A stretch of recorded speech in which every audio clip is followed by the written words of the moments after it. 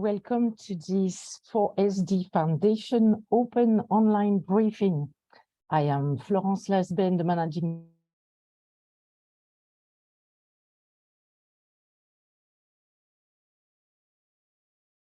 Atkinson, our mentor for systems change, Tui Marianne, our head of communication, and all together we want to share with you or to entertain you in this new series of open online briefings where we look into global events and trends with a living systems lens.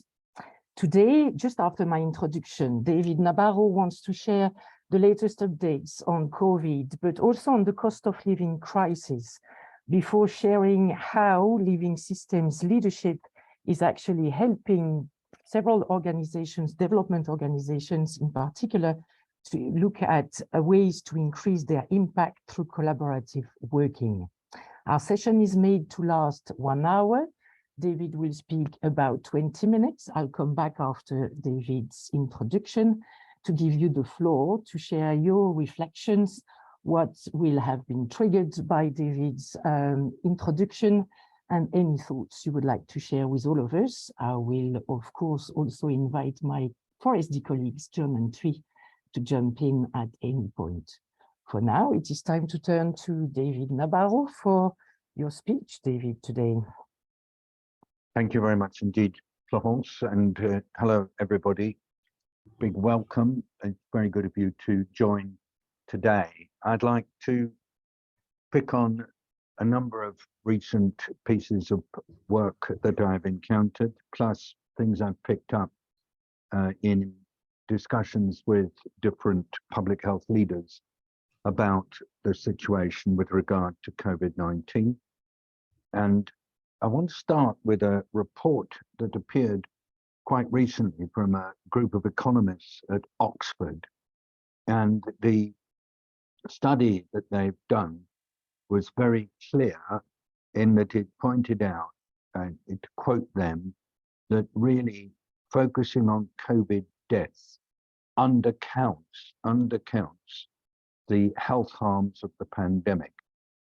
This was a piece of work that looked at what has happened looking 3 years into the COVID pandemic, both in relation to the virus and the measures taken to control its spread. And the researchers who are from the Oxford Biomedical Research Centre and include Philip Clark, Jack Pollard, and Mara Violato, asked themselves the following questions. How can we fully quantify the effects of the virus on humanity? The numbers of people who've died, currently recorded being just under 7 million, were thought to be just the tip of an iceberg that included a number of broader effects, including mental health deterioration, including long-term impact on functioning of heart and of the vascular system, and also including possible challenges for autoimmune diseases developing in the body, where quite simply the body organs themselves become a target of the body's defense mechanisms. So the first thing that this group came out with was, well, how are we going to actually measure the impacts of COVID-19 illness on longer-term well-being? And there's a measure called the quality adjusted life year, which is basically assigning a value to each year of a person's life based on their overall health. And a person who is in full health gets a high score, 1, and a person in poor health gets 0 score. But you basically weight it so that if they're feeling unwell in their early years of life, this is considered to be more serious than if they're unwell in later years of life. I don't particularly wish to go into the merits of the use of quality adjusted life years, but this is a technique that does enable surveyors who are looking at different dimensions of health to end up with a score that is somehow weighted with regard to the age of the person who is suffering. quite simply, the conclusion that came through from this work is that actually, really the pandemic was associated with significantly worse health-related quality of life for more than 1/3 of respondents, and that the commonest aspect of health that had worsened related to mental health, with increases in anxiety and depression, especially for younger people. And looking at results by country, the countries that were most affected were those where lockdowns had progressed for a long period, more than 40 weeks, including India, and those where the rate of COVID infections were particularly high. I mean, there were some anomalies, but basically, to put it into context, they concluded that the loss in quality adjusted life years due to both pandemic and lockdowns was much greater, 5 to 11 times greater than that due to COVID-related deaths alone.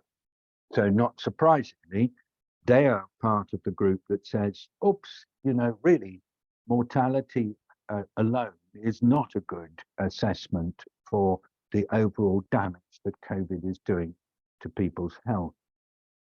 We've also seen other studies that have been done that have looked at the impact of COVID-19 on economies, on trade, on food, on nutrition, on general economic health of nations. And quite honestly, this is work that's still in progress. As I'll explain in a minute, right now, the world's leaders are meeting at the annual meetings of the World Bank and the IMF.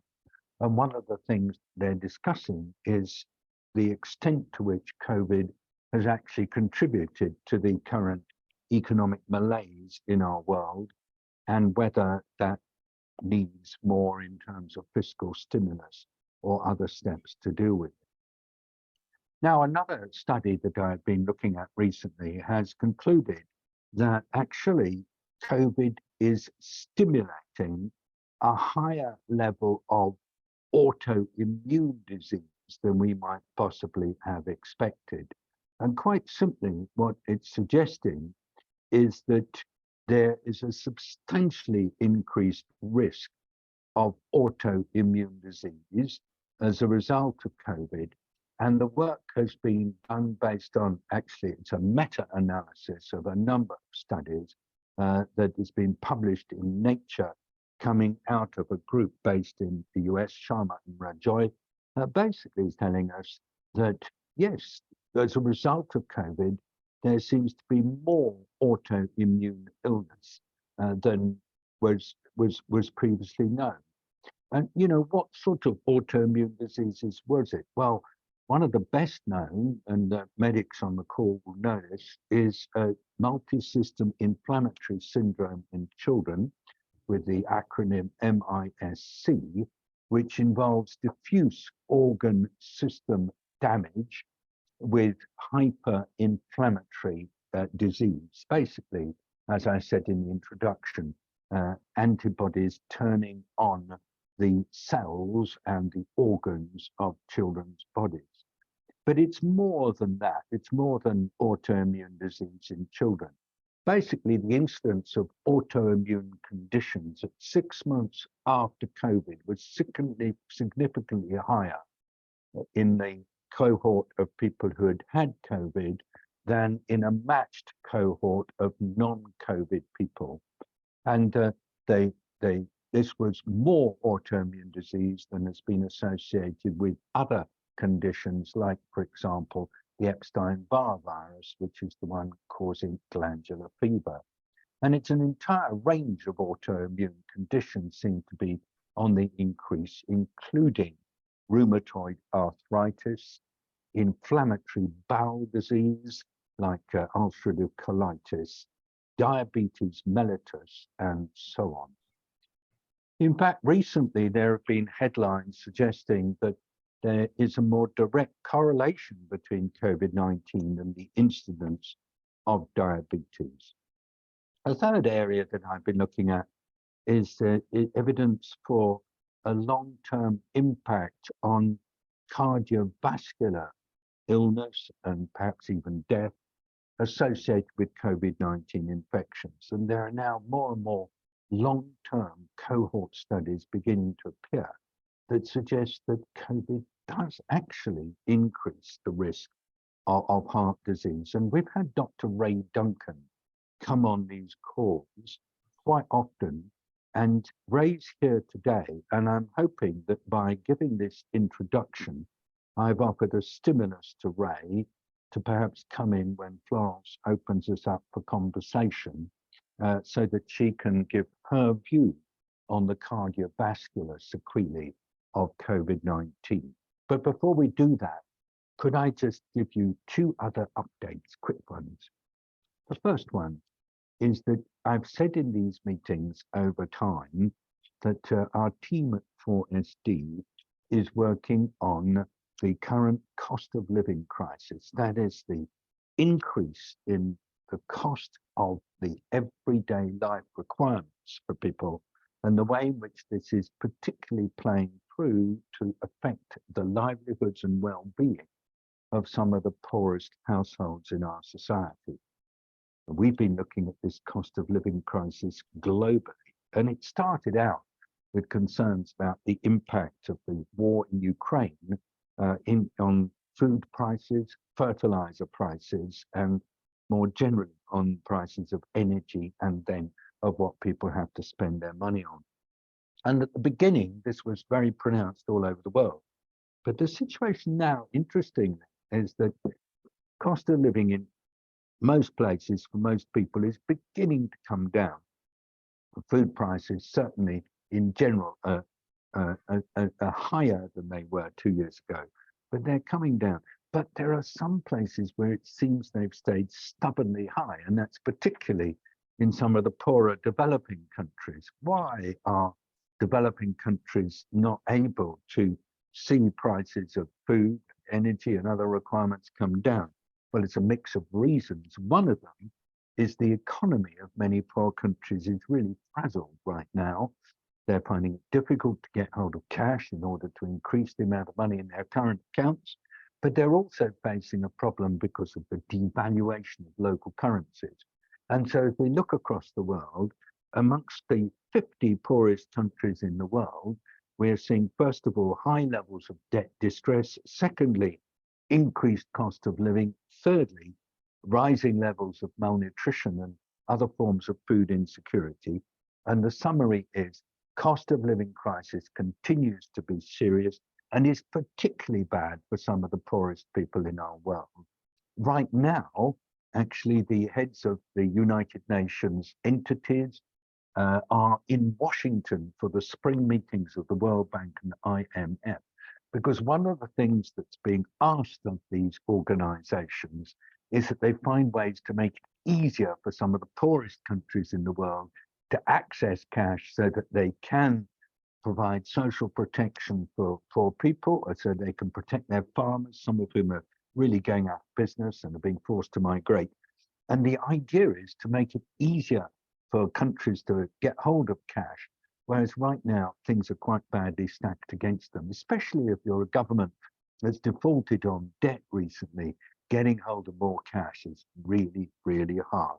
This is an acute thing. There are some good campaigns building up. The one campaign, the one that's headed by Bono, is going strongly, and there are campaigns by the Disasters Emergencies Committee, the Red Cross and others, and they are trying to get more public and political attention to this issue of the challenge faced by poor people in poor countries, very high levels of food insecurity and so on that we're seeing. But it's difficult because right now, the leaders of wealthy nations have got an awful lot of issues to deal with in their own borders, and the international dimensions are hard to keep on the table. I'll keep you informed as to what happens as a result of these discussions in Washington, which are so important. The last thing I wanted to say in this introduction is the following. In this situation that we have right now in the world, where there are, of course, many challenges faced by poorer communities, that need attention, technical attention to enable them to access water. And Marianne Hasselgrave has been doing a lot of work in putting water higher up the ladder of particular political attention with the water summit that took place recently in New York. But then there's also challenges with getting adequate food supply in the absence of predictable weather.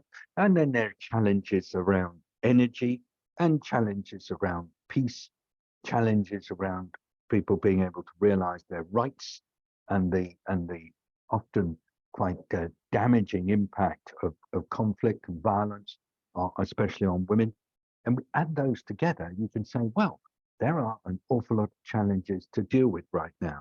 One way of doing this is through strong technical programs of support on improving water supply or improving food supply. But there's another approach which we believe needs to be implemented in parallel, which is that of focusing on the systems in society that play through and affect what happens in the places where people live. And we are saying that this requires a living systems approach, paying attention to the humans, the people in these systems, what determines how they behave, what determines how they focus on the well-being, particularly of poor people. And there are a number of issues that we believe need to be taken into account. Firstly, when you're looking at these systems issues, remember that there are lots of different perspectives on what's going on in any society. You need to hold on to them all simultaneously. Secondly, it's really important to look at the totality of what's happening in people's lives, as well as discrete parts. Look at the whole system and the detailed elements together. Thirdly, we say each system acts in a very different way in different environments. So look at each system from the perspective of the environment. Fourth, if you are trying to change what's happening in a system and you're trying to influence what goes on, do feel into the rhythm and the pace and the readiness of what's going on before you bring about change. And fifthly, if you can, try to meet people where they really are, rather than where you believe they ought to be, because then you're more likely to be able to connect in and respond to their challenges. And what we're doing in 4SD is we're helping to enable organizations to have on board the qualities of living systems leadership that enable them to work more effectively and to apply these qualities in practice. And we do that through a process of self-realization in which the people themselves start to see their role as more than just being technical actors responding to challenges, but also people who are entering into the living systems issues that people face in the place where they live, and seeking to improve action on those challenges by looking at them together in what we call a systems leadership approach. So those are my opening remarks, and I'd now like to pass back to Florence, just give you just a quick summary in case you came in while I was talking. One, I talked about some of the long-term consequences of COVID-19 and implied that it's not over yet, and that focusing just on death is not the full story. Secondly, I talked about the cost of living crisis that's affecting people, particularly in poor countries, and how there is a big linkage between things like access to food on the one hand and the ability of governments to be able to mobilize finance. And that's being discussed right now at the spring meetings of the World Bank and the International Monetary Fund. And thirdly, I discussed how even technical organizations want to be able to bring on board a capacity for thinking and working with living systems. Florence, over to you. Thank you. Well, thank you. Thank you very much, David, on our collective behalf. And it is now your time to react to those points from David, to contradict, to bring your own perspective, your own elements, what it has triggered on your mind, And to kick us off today, I have the immense pleasure to invite Dr. Rae Duncan. David mentioned you, Dr. Rae, to talk about cardiovascular sequelae in COVID. Dr. Rae, the floor is yours. Thank you. Thank you so much for having me on again. I think there's a couple of things I wanted to talk about today. And if we have a few minutes, I'd like to start just by sharing my personal perspective of what I'm seeing, obviously anonymously, in my own clinical practice. And then I've just got a couple of slides of just a few research paper updates. I've shown slides before about some of the cardiovascular sequelae of long COVID. There's been more papers and publications come out recently, including one in children. And I'd quite like to just show that for just a couple of minutes at the end. So what I thought I'd do is I'm actually going to share just part of a discussion that, if that's okay with you, David, that David and I had on email recently, where I was just explaining some of my ongoing concerns about the narrative that COVID is mild, even though the acute index infection is mild in many, there are a lot of long-term sequelae, and I think we've only really just hit the tip of the iceberg here. So I'm a cardiology consultant, but I've been doing a lot of work in the long COVID arena since the beginning of the pandemic, both in research and clinical. So my cardiac clinic is probably not representative of your average cardiac clinic, because I do get quite a lot of long COVID referrals to me, but I'd say probably at least 50% of my clinic now is patients with long COVID with cardiovascular symptoms. Now, pre-pandemic, the average age range of my cardiovascular clinic was probably people aged 55 to about 80 years old. Now, the referrals I'm getting for individuals with long COVID with cardiovascular symptoms are aged 16 to 40. So most were completely fit and healthy young adults pre-infection. Most did not have underlying health conditions. They're disproportionately female, they're young, and they're previously fit. Many of them are now housebound. Several of them are bedridden completely. Some cannot walk, others in wheelchairs, some cannot even stand up. Some of my patients are now spending 20 to 23 hours a day in bed and can only manage to sit upright for 15 to 20 minutes at a time due to severe orthostatic intolerance, because the virus has damaged their autonomic nervous system and they cannot control their heart rates properly. Their collective stories are heartbreaking. And they're not recovering within a year, nowhere near it. And that's because of the reinfection rate, I think.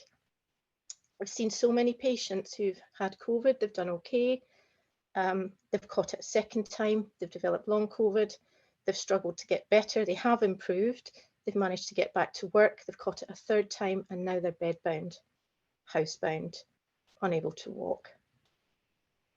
And some of them, I run a virtual clinic, so some of them can seek help from their beds because they're not well enough to sit up for long enough to come and sit in an outpatient clinic. They have become progressively more disabled with each subsequent infection. And this virus is running rampant. And I think this narrative that COVID is over is wrong. And I think allowing it to run rampant is providing a breeding ground for new variants to emerge. And I'm worried that some of these will exhibit more and more immune escape, and therefore the vaccines will be less effective. And I don't see how this is sustainable in the long term for these individuals. I am seeing the devastating impact of this virus on young lives that are being damaged on a massive scale. And it makes me sad, it makes me upset, it makes me angry, because some of this could be prevented, I think. And I think there is a need for public health teams to be extra vigilant on the emerging new variants. I think there is a need to try and reduce the reinfection rates from this virus, because we already know from published data that reinfection cumulatively increases your risk of long COVID and cardiovascular complications. And I think there needs to be a plan for the level of healthcare provision that we're going to need in the future going forward, looking at all these individuals. And I think because of that, it's important that population-based surveys are maintained, because if we don't look, we can't see. And with that, I just wanted to update you on some of the emerging research. If you're okay for me to share my screen just for a couple of minutes, would that be okay? So just bear with me, because I need to just make sure I can do this properly. Window. Here we go. Now, just let me know if you can see this. Can you see this where I've... Yes, we see. Yes. Sorry. So this is just a very, very brief update. I'm not going to go through everything that I've talked about on here previously, but just the very basics. So one of the things from a research perspective, from the cardiovascular research we're doing into this condition, is we know now that COVID is causing endothelial damage. And for those of you who haven't heard my previous presentations, that means the virus is involved both directly and indirectly through the host response in causing inflammation of the inner lining of the blood vessels. Now that's important to understand, because this endothelial dysfunction here, or endothelial damage, is involved in the precursor for the development of long COVID through platelet hyperactivation and microclotting, we believe. It's also involved in some of the larger blood clots that we're seeing. But in addition to that, endothelial dysfunction is the precursor for the development of atherosclerosis that causes cardiovascular disease.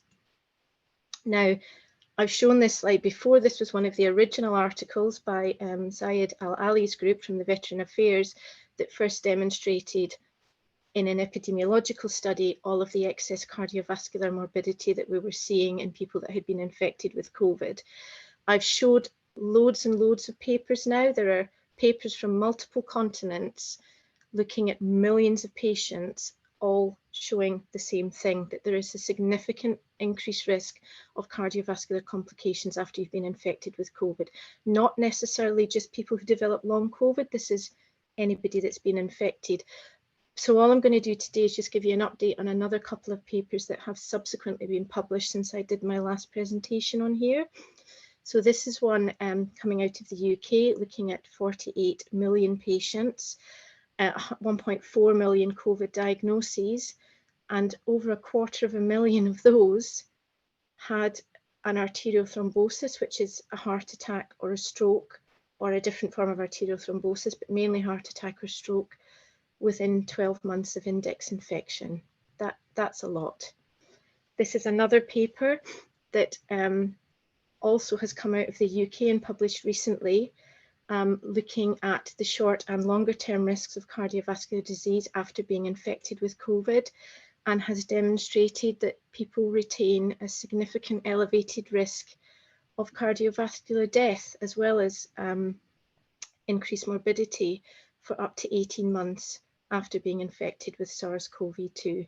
And obviously that is concerning. And this is not from the UK, but this is just a slide from Florida in the US, demonstrating that they have seen a 45% increased risk in cardiovascular death in young men since the start of the pandemic. There will be people out there who will try and attribute this to lockdown rather than the virus itself. If it was due to lockdown, what I think we would have expected to see is that it would disproportionately affect everyone, whether they'd been infected or uninfected, in that risk category who had cardiovascular risk factors or cardiovascular disease anyway. We would have expected the events to go up. But what the Veteran Affairs study and other studies have actually showed, that the risks are present, maybe to a lower extent, but through all age categories, including those that do not have traditional cardiovascular risk factors. And other studies have also shown that actually there has been quite a large study that's looked at people that have been infected and uninfected, and the risk of cardiovascular events is much higher if you've been infected with SARS-CoV-2. So that would completely go against this being due to lockdown. Obviously, we always get some people saying, how do you know it's not the vaccine? How do you know it's the virus? Well, this is a paper here from the Journal of the American College of Cardiology showing that if you have been vaccinated and catch SARS-CoV-2, and if you're unvaccinated, your risk of cardiovascular events is much higher if you are unvaccinated. And it appears from this study that vaccination confers some form of protection, although it doesn't give us complete protection, and you can still be at risk. We unfortunately know already in adults that the more times you get infected with COVID, the higher those risks become. You've got an increased risk of developing long COVID, so you may be infected once or twice and feel like you've got away with it, and then you get infected a third time and you develop long COVID, and then a fourth time, and it really knocks you back. And this is the kind of thing that I've been seeing in some of my patients in my clinic, unfortunately. But it also reinfection increases your risk of cardiovascular complications, neurological complications, endocrine complications, GI complications, hospitalization, and death. What is COVID doing to our children? So we don't have much data on children, and partly this is because it was believed at the beginning that children weren't really affected, so the research had mainly concentrated on adults, but we're beginning to see some research coming out now. So at first, there was a narrative that believed that kids don't get COVID, and we know as time goes on that they do. Then it was that kids don't transmit, and we now know that they do. And this is just a slide that's come out from a public health department in the US suggesting that schools actually may be quite a major zone of transmission, because I'm assuming because schools haven't really got many protections in place. Children don't get sick with COVID. Well, we now know that they can do, and they can get both PIMS, TS, and long COVID. And certainly what we've seen up until recently and so far is that the majority of children seem to have a mild index infection, and it's assumed that they fully recover because they feel better. But I guess the question is, do they? Do we know that? And I've showed this slide previously before, but this is children that had a mild index infection, as well as a cohort of children with long COVID. The mild index infection group felt better, so they clinically fully recovered. But when we did specialist, not we, the German group did specialist scans of the lungs, there was evidence of subclinical organ damage in the lungs of both the children with long COVID, but also in the group that had had the mild clinical infection and felt okay afterwards. As I think David might have mentioned at the beginning, there has been some data suggesting an increased incidence now being seen epidemiologically in children who've been infected with SARS-CoV-2 of diabetes. Now, correlation doesn't prove causation, but that obviously needs to be looked at. But what I just wanted to really concentrate on, obviously being a cardiologist, is this paper that's just recently been published. This is a paper looking at the hearts of children after COVID infection. These are children, again, that had a mild index infection, were not hospitalized, and felt fully recovered afterwards and did not develop long COVID. And in my kind of previous life before the pandemic and before I got involved in the long COVID work, my subspecialty is I'm a multimodal cardiovascular imaging specialist, and myocardial deformation imaging, which is the technique that was used in this study, is one of my areas of expertise. This is called strain imaging. And what it does is it uses an engineering technique to look at the deformation of the heart muscle, the myocardium, over time. And it gives us an idea of the contractile response of the heart muscle cells and how well the heart is able to contract and relax. And this technique's been around in research for about 20 years. It's more recently translated into clinical use. And we have seen in lots of disease processes so far, predominantly in adults, that it can give us very early insight into subclinical heart muscle damage that is not visible to the naked eye.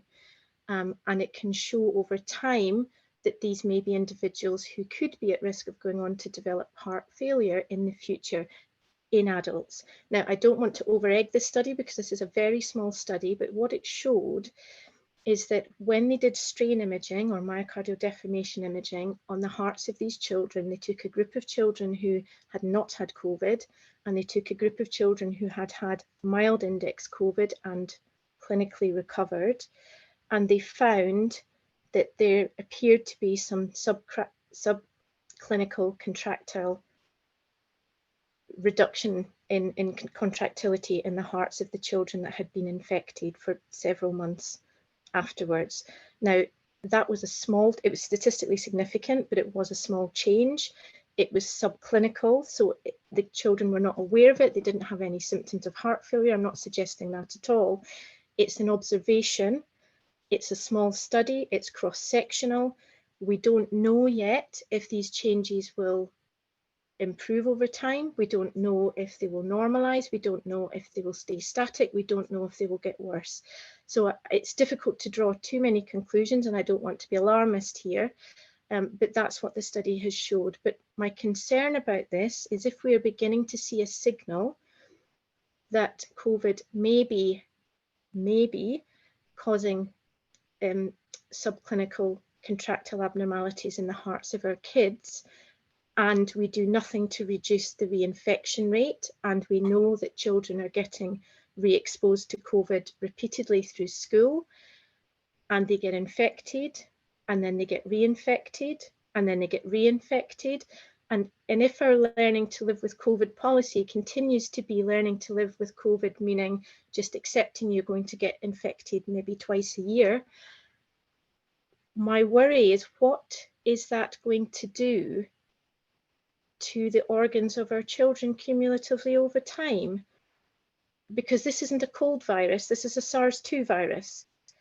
And my concern is, how many infections can a child's body take repeatedly before they go on to become disabled adults? Now, I don't know the answer to that. I don't think anybody knows the answer to that. I don't know if that will happen or not, but I don't think we should be sitting back and playing roulette and waiting to find out. I think really we need to have a serious think about how we reduce the reinfection rates, how we try and protect our kids, how we try and protect our citizens, how we invest in clean air, how we reduce the risk of catching this. Because at the moment we do not have a cure. We have a lot of potential treatments that may be helpful. And again, I've just been on a research call this morning. It was very exciting and interesting, looking at other things that we could be trialing. But again, we need investment in studies. We need studies to be fast-tracked. We need more treatment trials. And then we can be able to look at some of these medications that we could be rolling out. But we're quite away from that yet. And so at the minute, I really strongly feel that the precautionary principle has to be applied. And I think that's probably all I wanted to say on that subject. I'm just going to unshare my screen. Oh, thank you so much, Dr. Rae.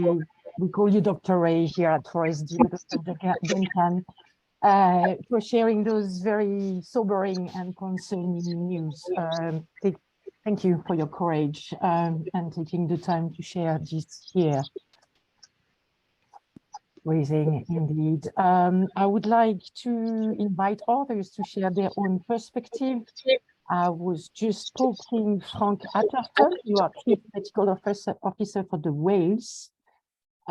Sir, here you are. Would you like to share your perspective on? Thank you very much, Florence, and good afternoon, everybody. Really nice to see everybody. David, I'm sorry I've missed a couple of these kind of briefings, but it's really great to be back on them. You always learn something. And Ray, can I just say at the outset, thank you for that perspective, because it's by pulling together that kind of frontline evidence and the work that you're doing, and I hope you're properly tapped into, the academic bits that can help with all sorts of multidisciplinary areas. But it's by pulling that together that we get a better picture of what the future can be. We try to understand risk. And I was very impressed that you were honest about the things we don't know. I think we need to be really clear, and we need to continue to build the evidence space. So grateful for that. David, you started by talking about the deaths and not just counting deaths, and I think you're absolutely right. And in a way, Ray's kind of description of the future risk is getting us into that territory. But you know, in Wales, we've always tried not to just look at we've tried to look at the economic harms, at the indirect harms of COVID as well. And they're really important at the moment because I'm sure you're aware, David, and one of the things I've been kind of, you know, worrying about is the excess deaths in Europe that we are still seeing, even though, you know, we're coming beyond the main waves of COVID. There's still a lot of COVID about, of course, but we're still seeing a lot of excess deaths in Europe. And actually, the UK is slower to recover from excess deaths than many other comparable European countries. And we have to ask ourselves why that is. And I'm really glad that Rae's here as a cardiologist, because one of the things that I've been discussing with colleagues is the fact that not the direct consequences of COVID infection, the consequences that Rae is describing, but more the indirect systems effects of COVID, because a lot of people who previously had access to secondary prevention for cardiovascular disease and for diabetes and respiratory disease have not received that during the pandemic. And I do believe that may be a contributory factor. You know, people haven't been receiving their statins, haven't been getting their blood pressure checks as much as they did pre-COVID. And so I think there's a huge catch-up job, not just in the health service, because the health services, all health services are focused on all the planned care that we need to catch up, but we also need to catch up on the prevention work that has slipped so badly. And I think that goes hand in hand with some of the risk management that Rae is describing. So those are the kind of, you know, things I'm worrying about at the moment. Really, we are in kind of recovery phase. Just one thing on the how do we prevent, you know, recurrent.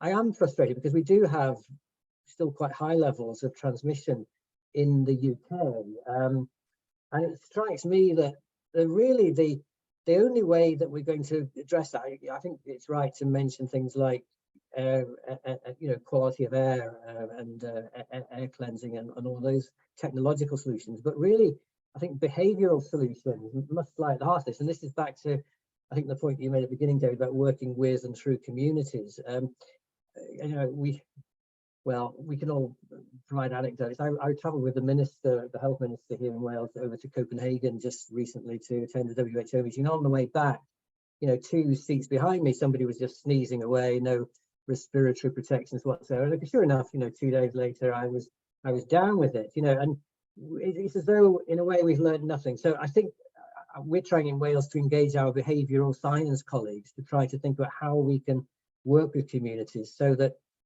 let's say, you know, if you have a virus, if you have a respiratory symptom, I know you can get asymptomatic infections as well, but if you do have symptoms, then, you know, surely you should stay away from people who should try to self-isolate. And again, I know that's not easy for everybody to do, because if you don't have access to social insurance systems, then that can be very difficult. But I think there's something in the behavioural change world, David, that we need to get into at some point as well. I'll pause on that, just some random reflections. Hope that helps a little bit.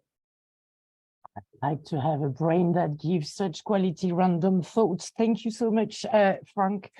Dr. Rae, I was seeing you wanting to react. I propose we take several comments and perspectives, and we'll keep a few minutes for you towards the end.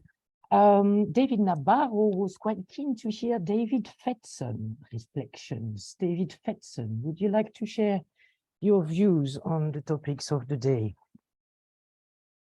You seem to be muted, though.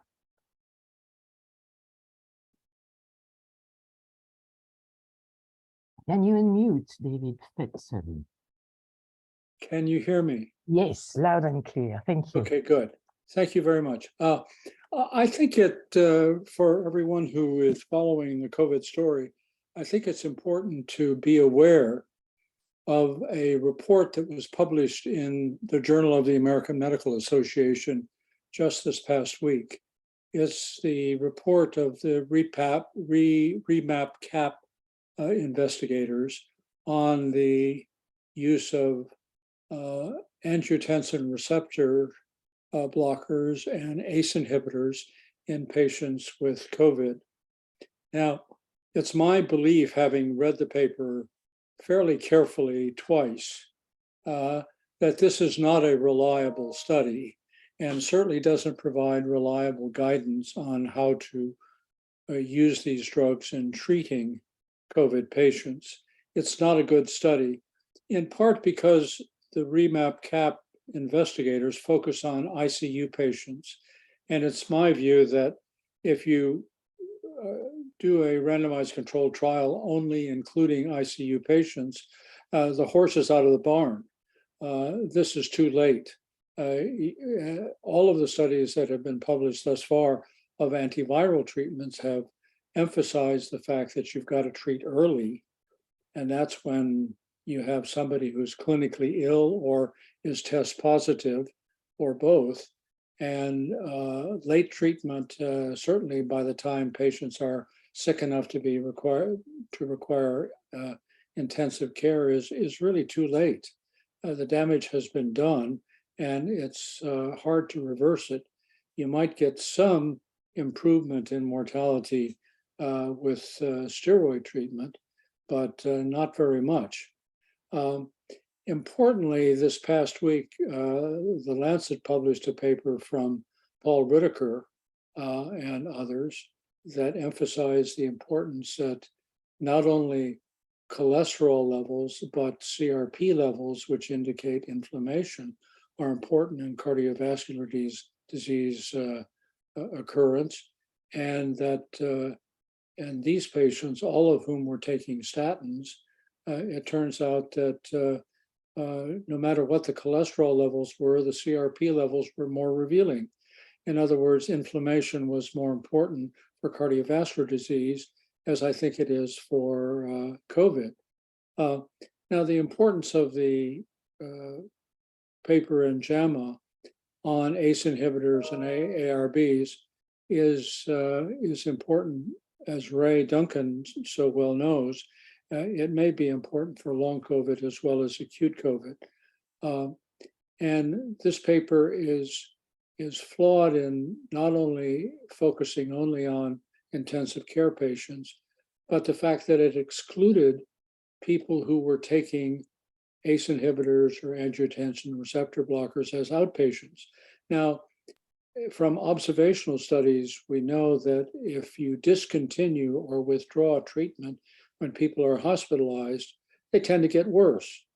This was very well shown in several observational studies, not all, but several. And to exclude people who have been taking outpatient medication means that they're probably going to get worse. And whatever estimate comes from a randomized controlled trial that has excluded these patients can never be reliable. And I don't think that the REMAP-CAP report is reliable for this reason also. Also, if you look carefully at one of the supplemental tables, it shows that only about half of the patients were able to complete their required course of treatment as planned. And some of them were treated for only a very short period of time. Now, this again shows that the conclusions are based upon a group of patients inappropriately selected who were only half treated. Yeah. Again, making the conclusion of the investigators, I think, unreliable. We really have to do a careful randomized controlled trial if necessary, or begin to start thinking of other methods of observational studies that can actually give us a piece of the truth. There are propensity score matching techniques. There's latent class analysis. There's target trial emulation studies that are appearing now for observational studies that attempt to show causation effects of any treatment that we choose to investigate. And I think we have to pay very close attention to improved methods of observational studies that hopefully will replace what I think are thus far some inadequate randomized controlled trials. So there's a huge linkage between what Dr. Duncan and Dr. Fedson have just talked about I mean, Ray's clearly demonstrating that there is something not right with the way in which cardiovascular systems are working after COVID. And David is saying there's also something not right with the ways in which the necessary therapeutic trials that will hopefully unlock a really important way of preventing some of this increased death and suffering, that these trials need to be done in a different way. And I really do hope that we can hold on to this kind of discussion in these sessions, because there is still a lot of stones to be turned. We've got a few minutes left, 9 minutes, and back to Florence. Okay, thank you. Actually, I would like to invite Kerri Jones and then followed maybe by John Atkinson. Dr. Rae, I'll come back to you at the end for a final roundup comment. But this perspective on how to improve systems and what methods and how to scale up, I would like Kerri Jones to develop a little bit more than what you've written in the chat, and then John Atkinson, you wanted to comment and share a few thoughts also. Kerri, here you are. Thank you very much. Just to introduce myself, I'm a retired anesthesiologist in the UK, working in Kenya for the last 14 years, and have become very interested in how predominant problems are related to system failures rather than to clinical failures. So we've developed ways of working with colleagues and groups in Kenya, which sounds very similar to what you were describing. Sorry, John has said that doesn't really want to go there today, so I'll speak to him offline. But just to say that I think at both macro, meso and micro levels, so much more attention needs to be paid to how systems work and very frequently don't work. And that's in all high as well as low and middle income countries. So I was just really expressing an interest in that and support for that approach, which I'll contact John. I don't want to take up time if you want to conclude on different matters today. That's such an important perspective. Thank you very much, Kerri. And indeed, John, you won't have time to go into full details now, but any thoughts on systems change? Loads, as you might imagine. Kerri, I don't want to do disservice to the the great point that you're making. I think the thing with living systems and scaling is that living systems approaches are based in a philosophy of liberation, whereas most organizational processes that we use day to day are based in a philosophy of control. And if you're doing something that's based in a philosophy of control, how do I control this system? The limitation to how quickly you can change what you're doing through that process is really you or your management process and how much you can handle, whoever that is doing that. So it's what's the balance of those two things that you need to get right? How do you get a foot in both camps that free things up to expand quickly, whilst at the same time it doesn't take us into areas that are unsafe, for example. And if you can do that right, and it's about, in systems terms, create positive feedback loops, things that amplify, you can create an exponential change. And it's actually how I think things really do rapidly scale. If we rely on how many people we can hire to go to different places to do it, we always run out of money, we always run out of time. A couple of things from what the conversation so far. I always sit in awe of these conversations, not being a doctor in any way, shape or form, or even allied to it. So I come at it through quite a different lens. But I was struck by something that Rae, you said, that then takes me off in other places. The third thing you said was, if you don't look, you can't see. But I think it's worse than that. Just to be light, light and encouraging. When we think of the nature of cognition in systems, how do we collectively know anything? We find, and Umberto Maturano and Francisco Varela were good at pointing this out to us, that we don't know what we see, we tend to see what we know. So we see the things repeatedly that we already know to be true, and the things that are different, that are concerning to us, that certain people at certain points in certain places in the system are just not generally being seen. And you can link that to all sorts of other work, perhaps paradigm shifts and Kuhn come in at that point. And that creates a sort of property where systems act to preserve, human systems, living system, any living system acts to preserve its identity. It takes what it's hearing, finding, being fed in order to keep itself going, and it excretes the rest. So if you're the person that's saying, hey, it's not like this, or you need to pay attention to this, what tends to happen is people tend to take the things that confirm the existing view and often quite roughly, or sometimes quite subtly, just remove you from the process. And that's often very, very painful. It doesn't matter if you're a doctor, a patient, a chief executive, it's done to everybody. It's how we tend to keep things as we are. So that links me back to something, David, you said at the start about you listed 5 things, but the last one was meet people where they really are. Sounds so wonderful, sounds so easy, sounds so straightforward. But generally what we tend to find is that things tend to polarize into camps. And we see that particularly in all sorts of elements of the world today. And we find it really hard to meet people where they are, because we tend to see all the overuses of the thing that they're good at, which come up as negative. And they tend to see the things that we do from our point of view that contradict what they do. And so we end up fighting each other on the 2 negatives. I don't want to be like that. I don't want to be in favor of localism rather than centralism, because localism means it's chaotic, nobody understands. Whereas the people on the other side, I just say, I don't want to be in favor of centralism. It's slow, it's clumsy, it's bureaucratic. Both have their advantages, but we end up fighting on the disadvantages. So getting into that space is the space that we try to move to in the living systems approach.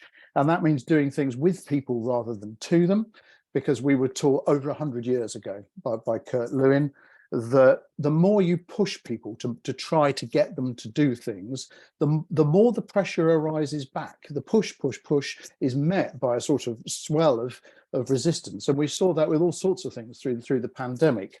And so the way to move on that is to understand, well, what's the anxiety that's causing that pushback? Why is it that people don't take or won't even engage in a serious discussion about how we protect our citizens' health? It's about fear of other things, fear of economy, fear of jobs, job loss, fear that I won't be able to see people again, things that may or may not be rational, but nonetheless are driving a response. So unless we get to meet them in that place and understand that that's from their point of view, that's a really rational place to start, then we end up just pushing against something that just increases resistance back. So that was a bit of a long-winded, quick. Yeah, that's super interesting. And that's triggering a lot of thoughts, but colleagues and friends, that will be to be followed up in our next session. And thank you so much, Chris, for joining us today and drawing a sketch of our conversation. Thank you to all participants, listeners. Thank you, of course, David Nabarro, John Atkinson, and every others. You can rewatch this session on our YouTube channel, and we will share, of course, the time of our next session with our newsletter. Thank you all. We need to leave it there for today.